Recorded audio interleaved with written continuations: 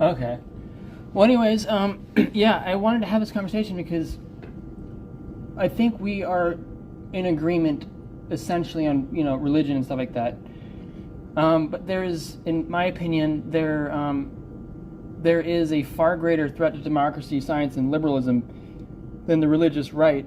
And, there is a distinction between dogma and, or I would say atheism and secularism. There's a distinction between that, such as, the communist regimes were apparently atheists, right? But they were definitely not secular. They were fundamental dogmatists. And my area of study in those terms is really an attack on dogma rather than it is specifically a religion.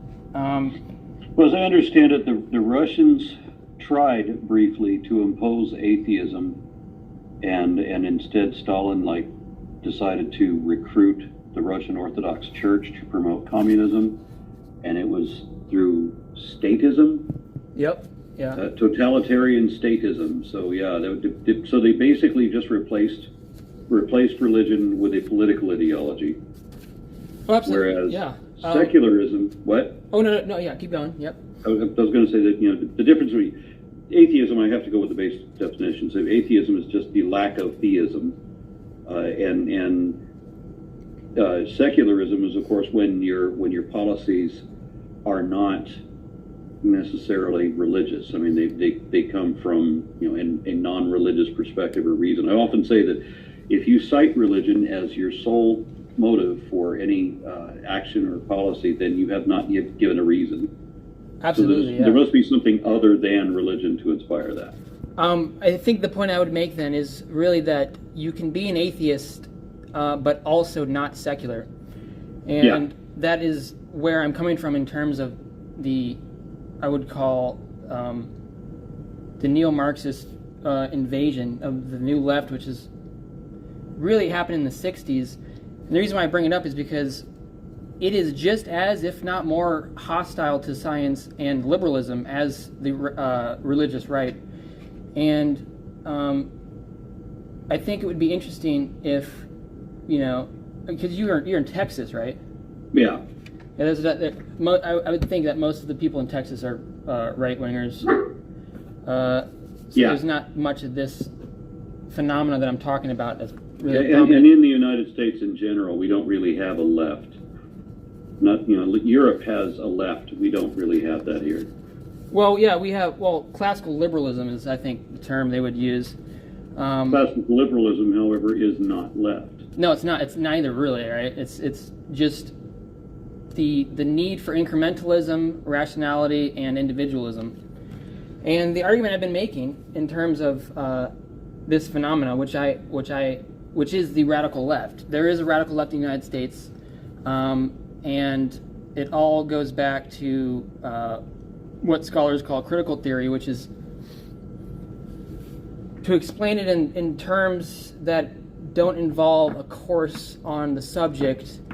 Marxism obviously did not work, and it did not work for obvious reasons. One of the reasons is because its focal point of analysis was economics and class, which are rigid categories. They're not, you can't interpret them. It's solid, hard data, right? The reason why it didn't work is because Marxism was fundamentally a religion in the sense that it required the believer to bring God back into man. And the whole idea of Marxism is deeply religious. And when you apply something that's religious to something that is not, that requires you to stand on your predictions, it's going to fail. And there are two people who saw this early. Two famous people, Gary Lukács and Antonio Gramsci, who saw the fatal underpinnings of the Marxist creed and decided to, with their works, shift the domain of analysis to things that weren't rigid or required you to stand on your predictions, and that was class and identity. And this paradigm shift, you call it the Lukácsian Gramscian paradigm shift, is critical theory. And critical theory is neo-Marxism. Neo-Marxism is the focal point of analysis to culture and identity rather than the economic and class. And so there isn't anything different apart from neo-Marxism and Marxism other than the fact that the domain of analysis has been shifted. to something more malleable and less a requirement to stand on your predictions. And this is, without going into a coarse detail, is neo-Marxism and the tool used in neo-Marxism's critical theory. There is this radical left trope in the United States, at least in the North, that suggests that critical theory isn't Marxism, and it is Marxism. All the critical theorists were radical, self-proclaiming, raging Marxists. And so anyways, the point that I would be making at this intersection is the idea that because the domain of analysis has been shifted, it's able to ramify to other disciplines that weren't possible before, when it was just economics and class. Those are rigid categories, it's hard data, you can't just make up, you can't interpret, it's what's there. When you shift the domain of analysis to culture and identity, you actually are able to, the discipline, or the subject is able to ramify into different areas, unlike traditional Marxism, which is why you see things like critical race theory, critical gender studies, critical whiteness studies, critical women's studies. It's the idea that it's not Marxist is to suggest that critical theory isn't Marxist. And I could be citing a lot of stuff too, and I'll probably send it through email or something, but I brought it up because I did watch some of your videos, and I came across one of the videos that suggested that critical theory has nothing to do with Marxism, when in fact what critical theory is critical theory applied, critical race theory is critical theory applied to race. Critical theory is neo-Marxism. Just my understanding of critical theory comes exactly from the experts themselves, the Marxists who actually invented critical race theory. Kimberly Crenshaw, and they did so in 1989 in this magical conference, and they self-proclaimed themselves Marxists before they even decided to publish the correspondence on the conference. But the conference was in Madison, Wisconsin, 1989. Kimberly Crenshaw, Derek Bell, Gene Stefanchik, Delgado, a whole bunch of these critical theorists who are also racial scholars, whatever that means, define critical race theory as a critical theory of race, but they did so in response to, and at the beginning it did start off in good faith. It suggested that critical race theory's purpose, it's a heuristic framework to determine why racism still persisted despite the legislation being completely eradicated, right? There's no racist legislation. Shut up! I'm sorry, there's no way to stop this. There's okay. A neighbor dog going off 2 streets over, and he can hear it, so he's just going to go. And I apologize. That's totally fine. Anyways, the scary thing that I have about this kind of, and critical race theory is radical left. You're not going to find a person who is center who is a critical race theorist. They are usually Marxists, neo-Marxists. They're neo-Marxists because they apply the Marxist analysis to culture and identity rather than the economic and class. And that's the only difference between Marxists and neo-Marxists. The philosophical substrate and the dogma is still the same. They would suggest, they are the critical race scholars, for example. You're not going to find a critical race scholar who is a centrist. So the problem I have with critical race theory is that it fundamentally rejects liberalism in science, unambiguously. It says so unambiguously. One of the foundational texts of critical race theory is Critical Race Theory and Introduction by the leading scholars at this conference in Madison, Wisconsin, 1989. Then you would think that the right-wingers would embrace it, since they don't know the difference between liberalism and leftism, and so they just think that everybody that isn't us is them, and that means that the liberals are the left. I don't think they would embrace it because critical race theory is still an atheistic approach to reality. It requires you to and there are people in this country, there are people in education in this country who are very overtly racist and just don't want to be called out on it. Oh, absolutely, sure. My claim though would be that critical race theory is not the way forward because it is hostile to science more than radical right wing religion, because it specifically states that science is wrong. You can still have a Christian scientist, quote unquote Christian. Yeah, it's a contradiction in many ways. You can still have a Christian liberal. You cannot have a liberal critical race theorist or a scientist who is a critical race theorist. It's not possible because it pertains to the very way they do business. One of the meetings that I was at, I wish I remembered who said it. I wasn't looking at him at the time, so I wasn't able to get the name. I think it was one of the. I don't know if it was somebody that was on the actual Board of Education or if it was somebody giving testimony there.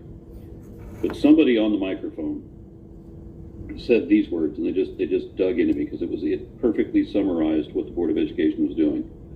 They said that the United States of America must always be seen as a shining beacon of what it means to be God-blessed.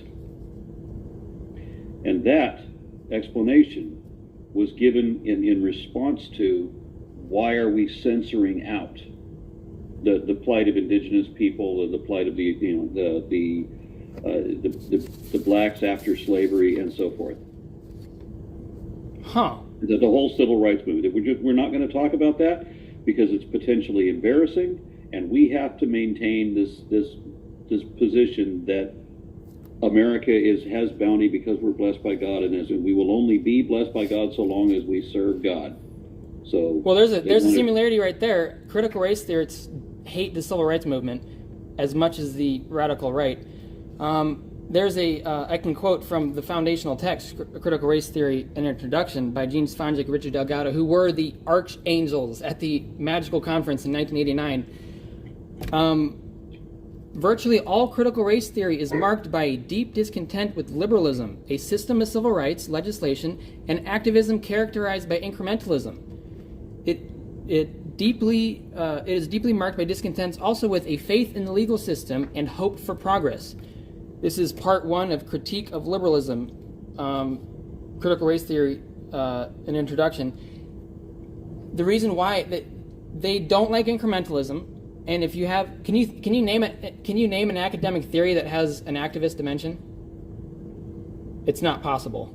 There is no academic theory that has an activist dimension. Critical race theory is an academic theory with an activist dimension that isn't incremental.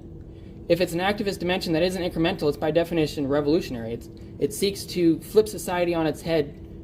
The other problem I have with this is, as I said before, anybody ever mentioned the phrase critical race theory, the State Board of Education was already opposed to teaching anything to do with the civil rights movement, any fact, anything, any historically accurate thing. They wanted to say that the founding fathers were all Christian. They wanted to say that the founding fathers based our government on Judeo-Christian principles. And it didn't matter that we had historians, we had history professors from a number of different states giving testimony that day to the effect that, quoting founding fathers, explicitly denying that there's any Christianity in their religion at all, and specifically one of them, I can't remember who it was, one of them said we are not, he explicitly said we are not based on the Ten Commandments.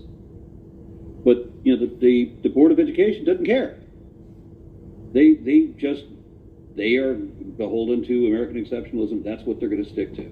And so one of the problems I have with the very notion of critical race theory is because that word came up to kind of confuse what was going on.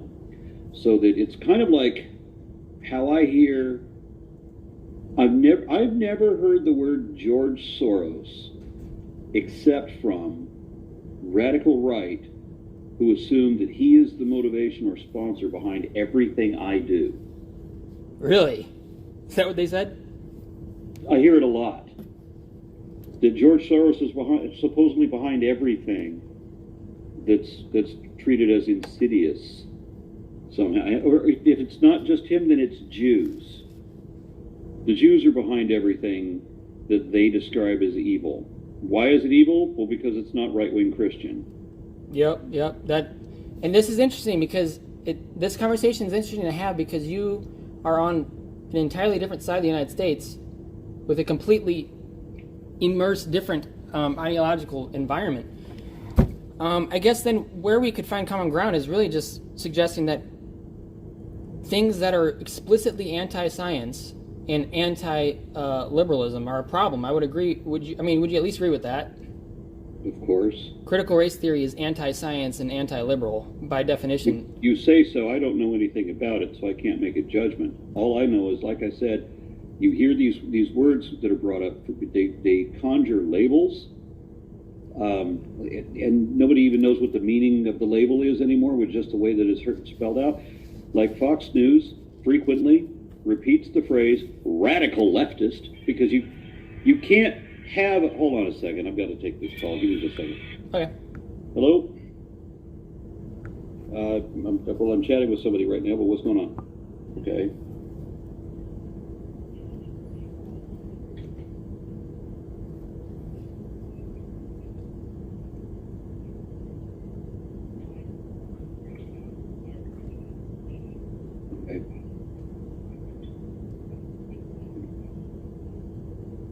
Okay. All right. I'll have to get back with you. I'll have to look him up and get back with him.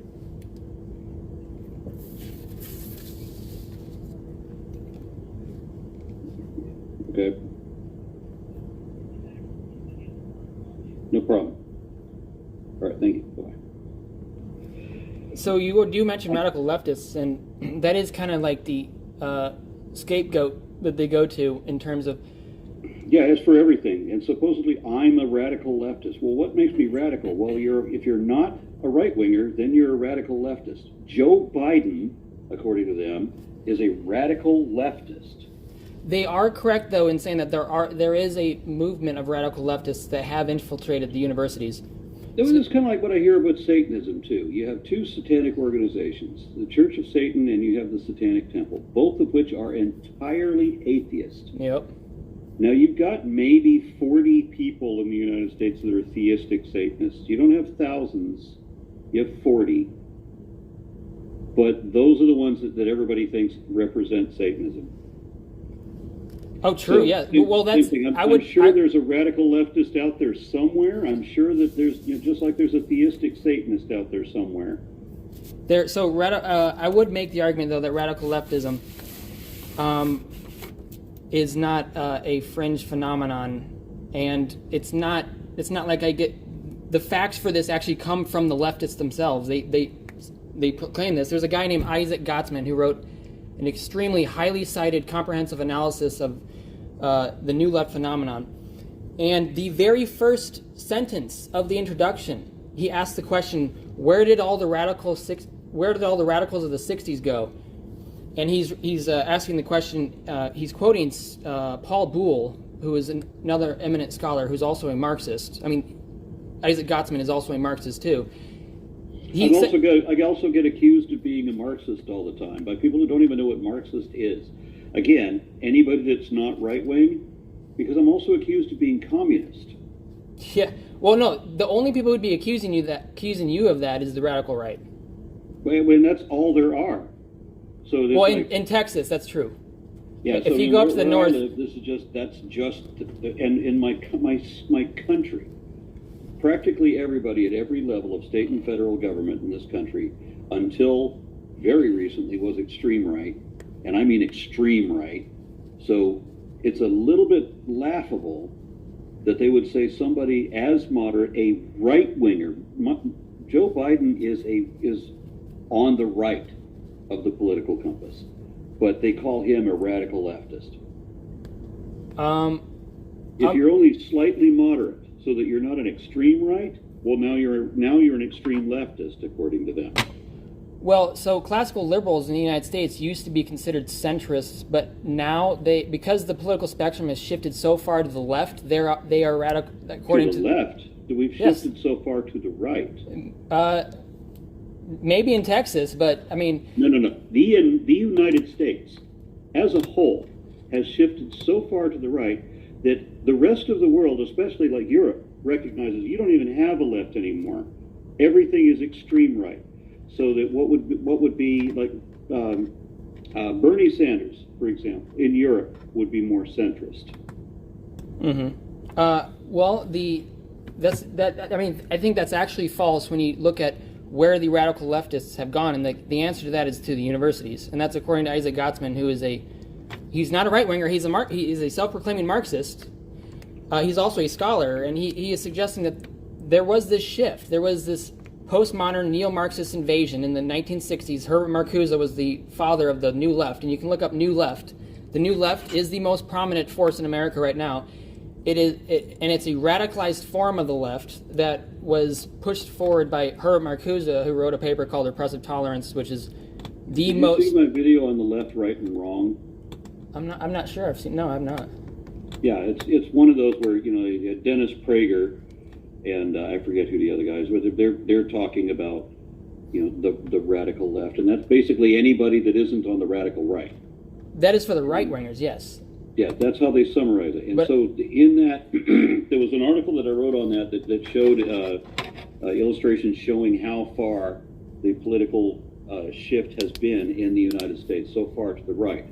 That everybody that was centrist are now leftists, so that the leftists, or so that the liberals are considered leftists by the right, because basically all the weight is on the right. So the right runs everything. Okay, well, the universities, if you look at the universities, you'll see that the humanities and the social sciences are completely dominated by the left. And you can look it up. You can look up most cited people in the humanities. I know that you have people who are in education in general. The more educated you are, the more left-leaning you are likely to be. I get that. Well, no, it's the humanities and it's the social sciences. So we're talking about sociology. We're talking about anthropology. The most cited people are like Michel Foucault, who's a radical leftist. He's a radical leftist by definition. Michel Foucault is one of them. Judith Butler, the most cited. Paulo Freire, the most cited. No, I've never heard of any of the names you're talking about. Like, not one. You have not? Not one. Okay. Well, they are the most cited people in the world right now. I was accused of working for George Soros about 30 times before I looked up who George Soros is. Are you serious? That's hilarious. Wow. So no, but the reason why I bring this up is because I have a university life, and these people are hostile towards science. I was reading a paper that was published by peer review. You know that science is left too, right? Oh, absolutely, yes. But it's not radical left. Radical left, by definition, is anti-science. Marxism is anti-science. Well, I guess I have to have a definition of radical left, because I've been accused a bunch of times of being radical left, and if Joe Biden is radical left, what the fuck am I? Well, the radical left is anything of the new left, which is So that would mean the current left. No. The new left is because I'm one of the new atheists. Why? Because I'm one of the current atheists. No. Well, yes, that's what I'm saying. Is the new left is the United? When I said that the left or the United States comprises, in terms of the academic field and stuff, is mostly radical leftists. That is the new left.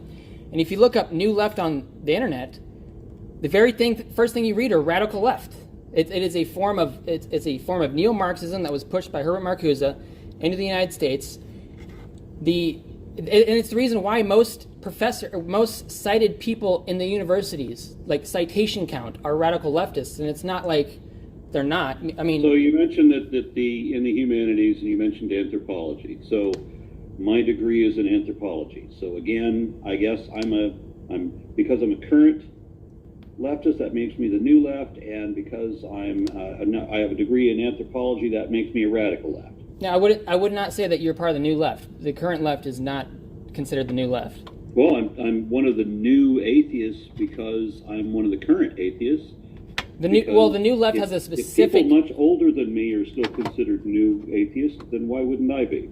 Well, the word new left has a specific meaning, and it has everything to do with the 1960s activism and the push for neo-Marxist radicalism. The definition of new left is very simple on, like the internet or something, but it is not centrist. The new left is not centrist by definition. Okay, but the only thing I guess I'm going to push back and contest you on is where you said that the shift in the U.S. is to the left, because that's demonstrably not the case. It is hard right, and this is more easily established news than I think. You can tell me to go look up the specific thing, but if you just go out in general, you're going to see the U.S. is further to the right than Europe, certainly, and I think pretty much everywhere else. So there was this article I was reading, and it was peer-reviewed, and this is an example of what I'm trying to say, that suggested that not normalizing incest is ableist genocide, or is disabled genocide and latent eugenics. The entire paper argued for this. You can look it up. It's called Incest. Argued for what? It argued that not normalizing incest is tantamount to disableist genocide. Crackpot crazy shit like this. I'm not joking. Yeah, that is crackpot crazy. No, this is all of the. This is relevant to me. This has everything to do with the new left infiltrating on the universities. I mean, this paper was highly cited, and another highly cited paper is one that's called Feminist Glaciology. You can look it up, and this is why I get so angry, because it's so anti-science and anti-reason and anti-liberal. Feminist glaciology was suggesting that there isn't enough feminist science in glaciology sciences. There isn't enough feminism, and that the idea that glaciology, it's void of the feminist outlook. I mean, it is. I'm not. And these papers are highly cited. That's the problem I'm talking about. Is the fact that they're highly cited. Have you heard of the Sokol affair? No. The Sokol affair. You can look that up. You keep telling me I can look up all these things that aren't relevant to me, that I've never heard of, and that I don't care about, and won't be relevant to me when this conversation is over, and I'll never hear of again. Well, no, they have everything to do with the claim about radical leftists actually being the kind of the de facto paradigm of the United States right now. Not in Texas, I understand that because that's way down south. But if you're in any type of university discipline, you're going to be citing radical leftists.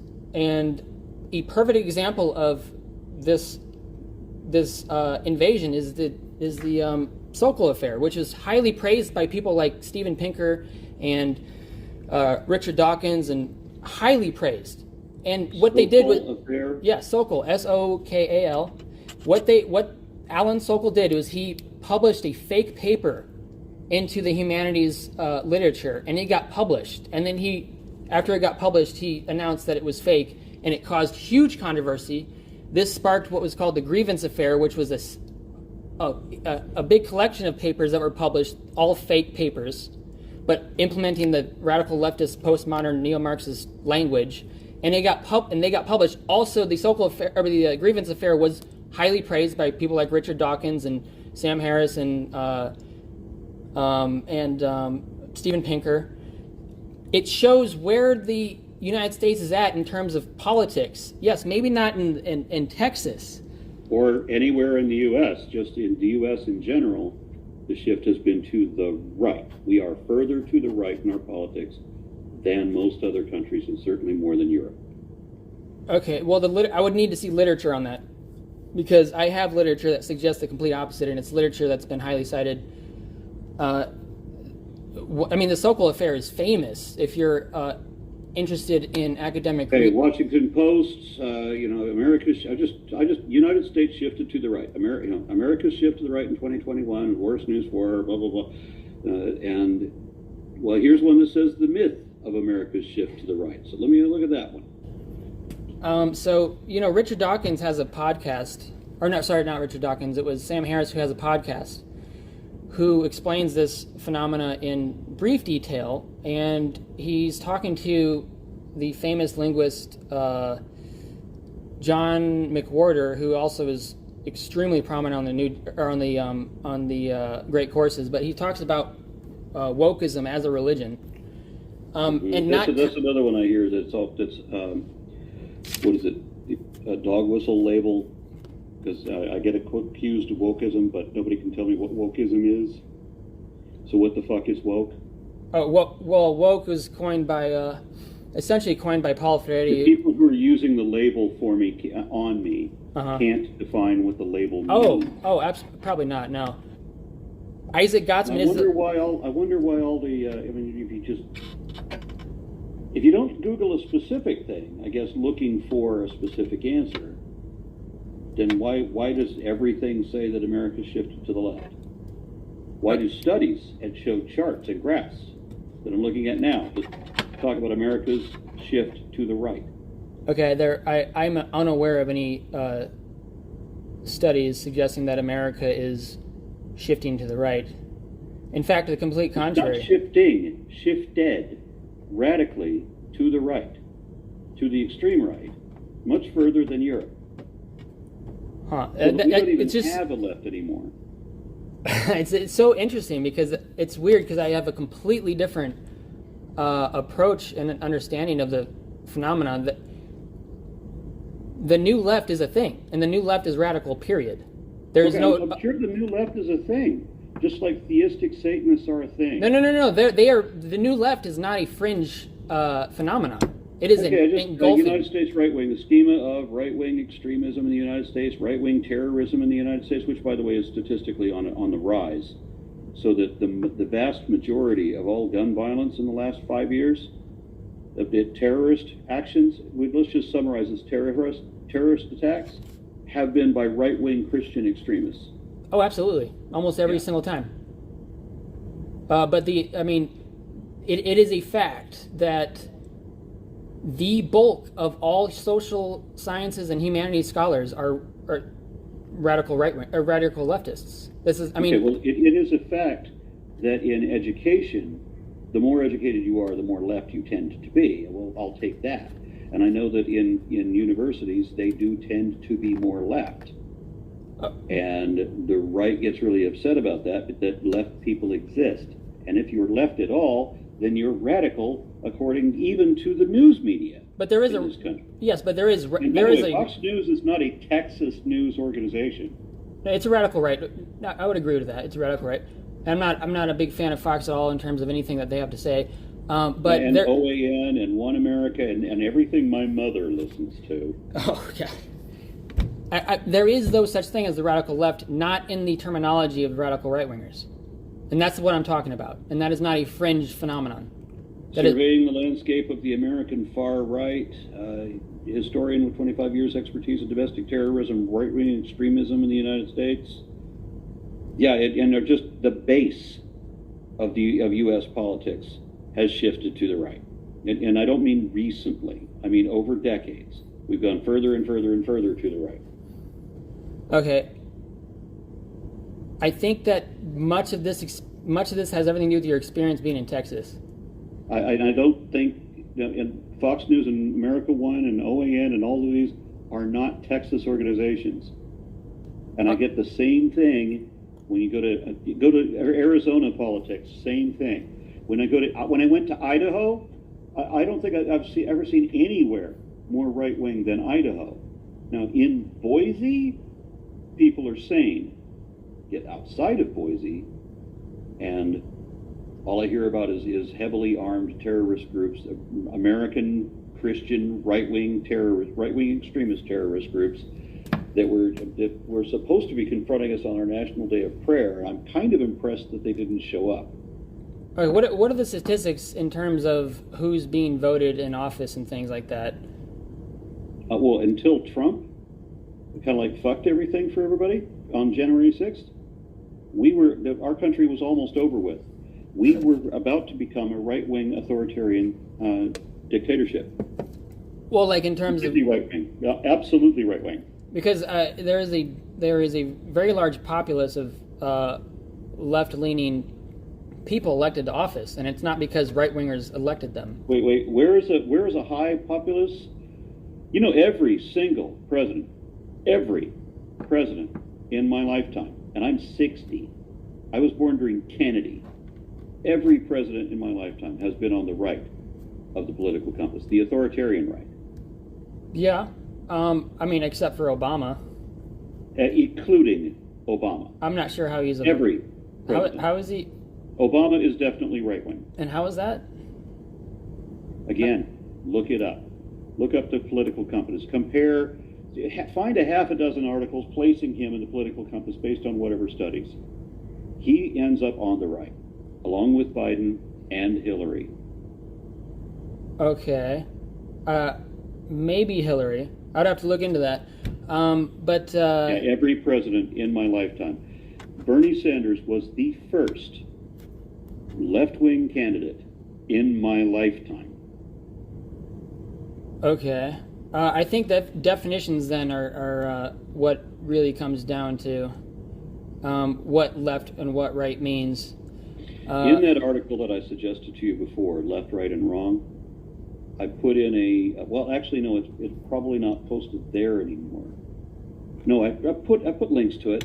So in the article for Left, Right, and Wrong, there are links to half a dozen different independent quizzes for your political alignment, and they give different descriptions and all like that. And then some of those place different people based on their political policies as to whether they're on the right or left, and whether they're authoritarian or libertarian or what have you, where they are in the political compass.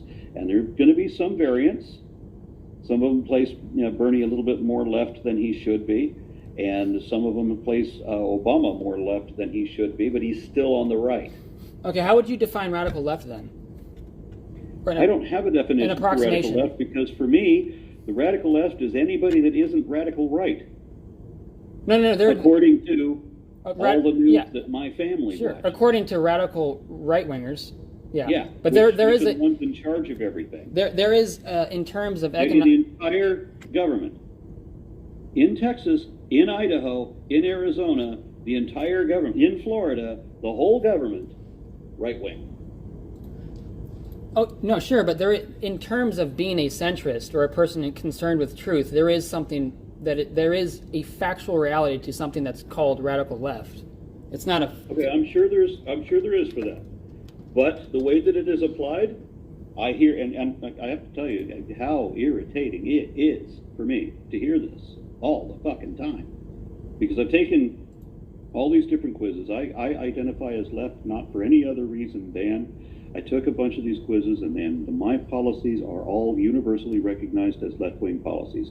I am dead center in the libertarian left quadrant of the political compass, whereas every single president in my lifetime is diametrically opposed. They're on the authoritarian right, every one of them.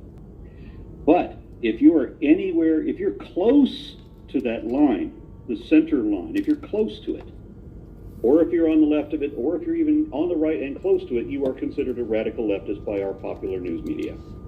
I'm not interested in any popular news media. I'm more... Yeah, well, so that's what I'm dealing with, is excessive propaganda. Oh, I absolutely believe that that's what you're dealing with. Where somehow the right is just righteous, and everybody else is radical left.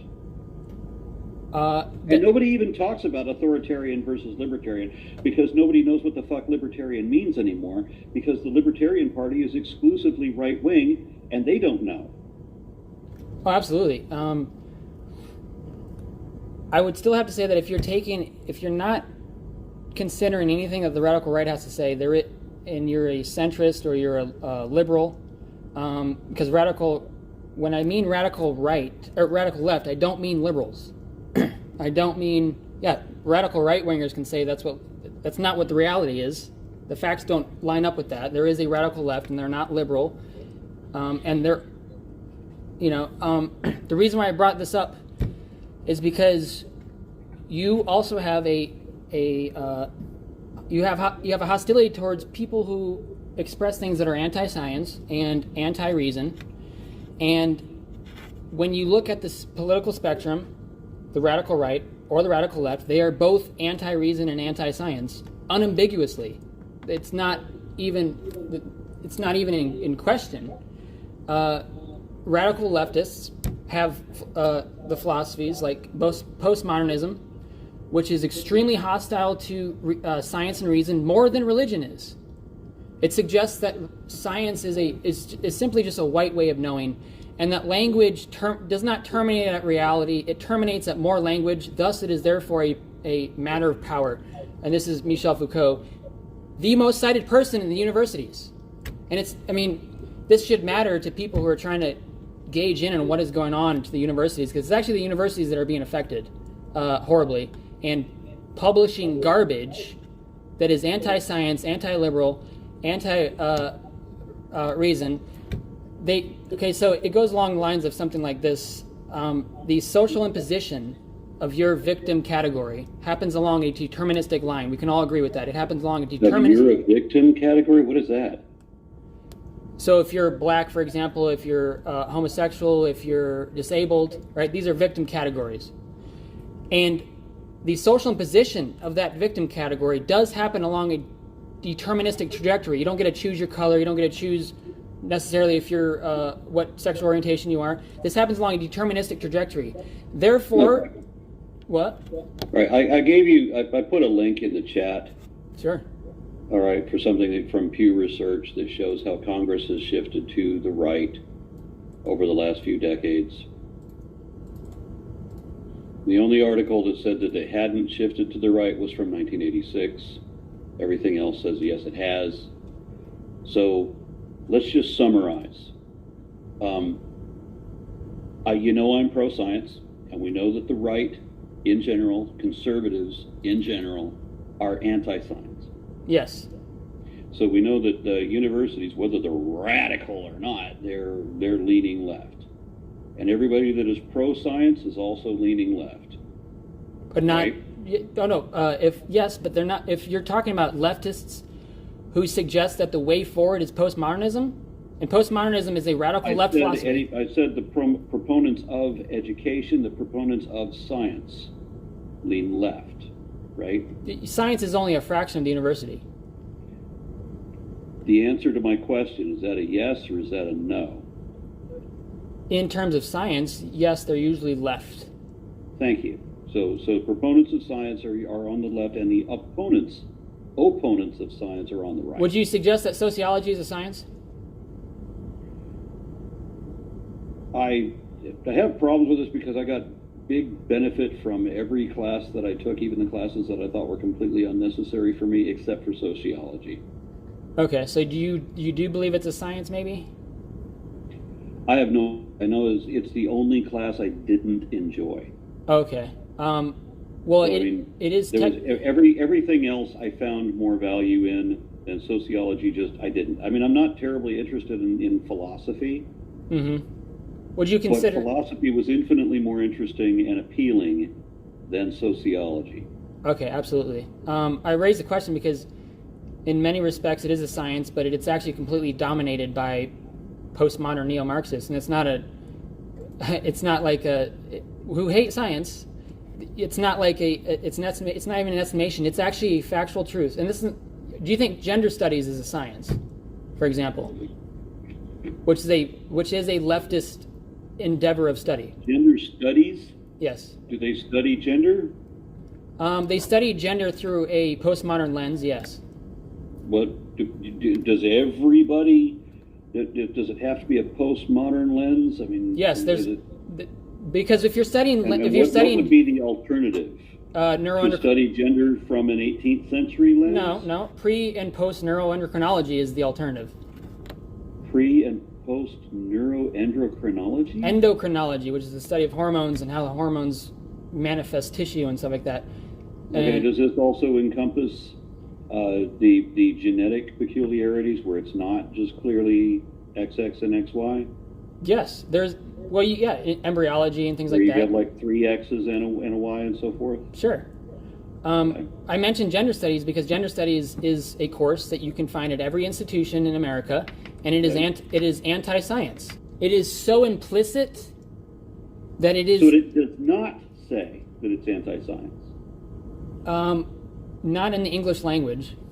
Because you said multiple times a moment ago that it did explicitly say that it was anti-science. It does explicitly say that it's fundamentally a postmodern field of study, which is anti-science. So field of study means science, right? I wouldn't say it always means science, no. Well, what do you study that's not science? I mean, you could be doing New Testament scholarship, for example, which is a study. Okay, but that's still. I mean, there's no scientific method applied there, but I mean, there's still study. I mean, anything of the natural world. Yeah, and so if we're talking about what was it talk about gender? Yeah, that's an aspect of biology that have to qualify as science. No. Yeah, it's gender studies, which is different. I mean, which manifested out of the 90s. I mean, this is the new field, which is weird because we've known about how gender works for quite a long time through post and pre-neuron. We still don't, because I have people constantly telling me that trans people don't really exist. Well, those people are not scholars. A few of them. I mean, and I know what the issues are with a number of the peculiarities, that things are not clearly male and female. Not when you have a population that measures into the multiple billions. Then we have some interesting exceptions. Oh, sure, but those people are not scholars. Those are radical right-wingers. But gender studies does take a postmodern lens. Okay, so what difference does that make? It makes the biggest difference ever. Postmodernism is anti-science by definition. So postmodernism is let me look up the definition of postmodernism. A skepticism of the grand narratives of modernism. Yes. A rejection of epistemic, I'm going to have to expand this, of epistemic certainty, or the stability of meaning and emphasis on ideology as a means of maintaining political power. Okay, I'll give you that one. That's gender studies. Gender studies is postmodernism applied to gender. Okay. That's unambiguous. Okay. And this would be the reason that I didn't like sociology. That's probably a very good reason. But this is just a sliver of what I'm talking about. You have things like gender studies, which applies the postmodern analysis framework. You have critical whiteness studies, which applies I've never heard of. It's racism disguised as social progress. I mean, not very cleverly. You have critical race theory, which isn't science. It is critical theory applied to race, which is critical theory is Frankfurt School methodology applied to the social implications. I mean, you have critical fat studies. Did you know you can go to a university and get a class? You can sign up for a class called Critical Fat Studies, which suggests, according to this scholarship in critical fat studies, it suggests that science is a conspiracy theory rooted in the systemic hatred of fat people, and that wanting to lose weight is actually internalized fat phobia. This is the kind of crap that I'm talking about, and it's not. I call it more dangerous in a sense than radical right-wing religion is because that shit's not in the schools, and if it is in the schools, it got there through an extremely complicated process. This stuff is in the schools because some radical leftists decided to publish a paper on it. There's a famous paper, and it's famous, called Feminist Glaciology, and it'll blow your mind that this got published in a scientific peer review glaciology journal. It is so unambiguously anti-science and anti-Western. It'll blow your mind, and that's what it's what sparked the Grievance and Sokol affair, which were praised by the liberals of the age, such as Steven Pinker. And this is not a trivial situation. And gender studies is just an example. Postmodernism is the philosophy of the New Left.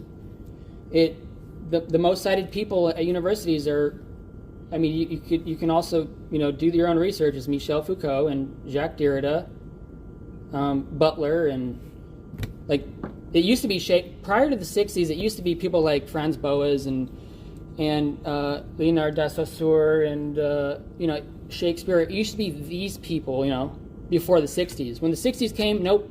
It is now the people who are cited mostly, who have the highest citation count, are in my terminology radical leftists. And radical leftists means they're not left; they're on the radical left spectrum.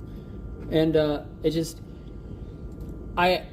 it's interesting because you have such a different perspective because you are in an ethos that is the complete opposite of what I'm dealing with. And it's the same people who would dare deplatform Richard Dawkins because he wasn't providing an inclusive space, they hijacked the linguistic territory by. I've debated a number of Muslims, right? Oh, sure, yeah. And were you aware of my Quran lessons? I have not actually looked at them. I'm actually excited to really look into those, though. I spent 3 years on a series called An Infidel Reads the Quran. Okay. And if you go to my website, aronra.com, you'll see what is going to be. I'm taking these notes, I'm editing them together. But you can see all of the blog post articles that I wrote that are critiques of different surahs. And when people would attack me, I've done this for 3.5 years, and people would say that I was a coward because I only criticize Christianity. Why don't you ever say anything against Muslims? You're afraid to say anything against Muslims, aren't you? Or because I'm a leftist, people would say that I have to worship or that I have to praise Muslims, and I can only criticize Christians. I can't praise Muslims because only Christians are on the right. And they don't understand. I don't know, the First Amendment, whatever the fuck. And I would have to point to this series and say, really? You think I'm afraid to berate Muslims? Look at these articles. And they said, well, you only doing that because you're in the United States. Oh yeah? Well, how about when I did it in Dubai?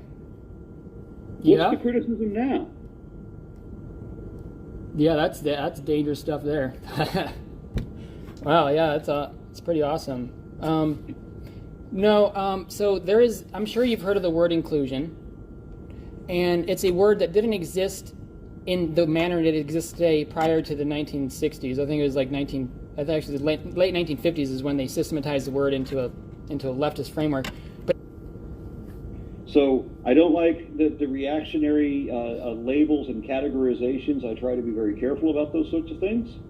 And I'm trying not to be reactionary and hearing radical left, which I hear every fucking day, 50 times a day. Yes. In application to everything. Okay, everybody that isn't remotely left. I will refrain from using that, and I could just use the new left, which does have a definition. The definition is not something that's trivial. It's a definition that it is an actual movement. It's a real phenomena that happened in the United States. I don't believe in deplatforming somebody. I do understand the thing about inclusion. I get where you want to be more. I understand when people are talking about what they want to be more inclusive. They want various different people to be welcoming. I didn't realize how complicated this conversation was going to be because of the radical different the ethos that is so ridiculously different from Illinois, which is on the up in the north, and I was Texas. watching a news station yesterday, and they mentioned the word radical before they said right. They said the radical right, and it irritated me because I usually only hear that word watching right-wing news because they want to make everybody into a radical enemy. And so now you've got this thing about the leftists where nobody knows what the fuck a leftist is, but they're the enemy of everything. Okay. I have an interesting question for you. Have you heard of the 1619 Project? No. The 1619 Project, and this is extremely interesting, and this might help and understand some things. The 1619 Project is an extremely famous project that was conducted by Nicola Hannah-Jones of the New York Times or whatever, and it specifically states that we shouldn't be... The founding of America isn't 1776. It was 1619 because that's when racism in America started, and it tries to do a systematic analysis of rewriting the American historical canon around the marginalized experience of black people, and it's in history books now in the North. People are being taught the 1619 Project as if it's authentic history, and it is the most criticized project ever done, ever, in the New York Times, criticized by the most eminent historians of the world. Oh, well, then you should certainly understand what I'm talking about when I have a history book in Texas that says that the African continent was populated by a Hamitic race. Dark-skinned Negroes. I believe that those are the textbooks you see, but this is further proof of the divide I'm talking about. The 1619 Project is something that would only a radical leftist would push, not a leftist. And I'm talking in scholastic terms, not talking in radical right-wing terms. The only people who would push something like the 1619 Project, which is a lie, It's a religion. It's a religious origin story. And critical theory makes it its fundamental tenet, by the way. The only people that would be pushing that kind of stuff are Marxists. And okay, let me just, because I've been at this for over an hour. Sure, yeah. And as I said, I'm in the middle of the anti-authoritarian left quadrant. I think the anti-authoritarian part, or the libertarian, I have to say anti-authoritarian because if I say libertarian, nobody knows what the fuck I mean. Because everybody's turned their labels into trigger words. Yes. So if I say that I'm libertarian, nobody knows that I'm libertarian in the proper aspect. They think that I'm a right-wing, somebody with completely unrealistic socioeconomic political views. I've often made the joke that just because you're atheist doesn't mean you're rational, because there are atheist libertarians.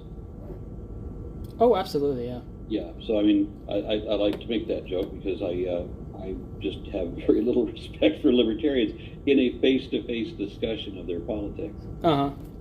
I also, my wife has Vietnamese ancestry. Okay. And Chinese ancestry, and as well as a smattering of different European influences. But anyway, she has absolutely no love for communists. Her entire family lost their property due to the Russians, and of course the Chinese are still fucking shit up. So I am in no sense communist. I believe in allowing people to own private property, mm-hmm. which is key to the to being against communism. I'm against Marxism because socialism has practical applications. I don't think there's ever been a socialist country. People will say that socialism doesn't work because no socialist country has ever worked. I would say that no socialist country has ever existed. We just had a few that called themselves socialist and weren't. It's kind of like what the Democratic Republic of North Korea. They call themselves a democracy? Hardly. Well, I mean, socialism requires you to abolish private property. No, it wouldn't. I mean, it's the complete. Only if you use a Marxist definition, where the goal is to communism. Okay, well, socialism, just the general definition, is basically state ownership of the means of production, right? Not state, it's the people. Yes, it's a collective. It means not. There's a subtle distinction there. It means not you. It means not you. It means not the individual. It's a collective. It means you, the individual. Indigenous Norwegians are paid for their partner, their ownership of fossil fuel industry. I'm familiar with the Nordic model. To me, is a competitive capitalistic system. Yeah, and as I said, no socialist country has ever existed, but you have socialist programs within market economy. Absolutely, social programs. Yes. Yes, and so one of them, the only socialist institution I can think of, is the Norwegian, socialist ownership of fossil fuels. Okay. And I'm for that. I believe, I fully endorse socialist programs. I don't think that pure socialism will work, just like we've already seen demonstrated that full-on capitalism does not work. Capitalism, unrestrained, unrestricted, unregulated capitalism is far more dangerous than socialism could be. Well, no, but what if we had both holding each other in restraint? So we have federal regulations and restrictions and provisions and so forth. There needs to be a balance. Yes. There has to be a balance. But I would say that I'm not a communist. I'm not a Marxist. I'm close to socialist. I at least see value in social programs and things like that. And there are situations in which socialism will work and capitalism cannot. Would you suggest that socialism is collectivist and capitalism is individualistic? Well, yeah. I mean, yeah. Well, I mean, that's what leads to, when you apply socialism into the playing field purely, that's what leads to genocide. Because all you have to do is have group guilt, and that's all you need. Group guilt? Yes. If you're fundamentally approaching reality through a collectivist lens, someone just has to disagree. And somebody's home. I'm going to have to let you go, man. Yeah. All right, it was good talking to you. Are you able to send me your email? ARONRA@gmail. Okay, that's it? That's it. Aron Ra @gmail? Yep. Okay, cool. Yeah. Awesome. Yeah, I can't even hear you anymore. Oh, alrighty. Okay. All right, see ya. All right, bye-bye.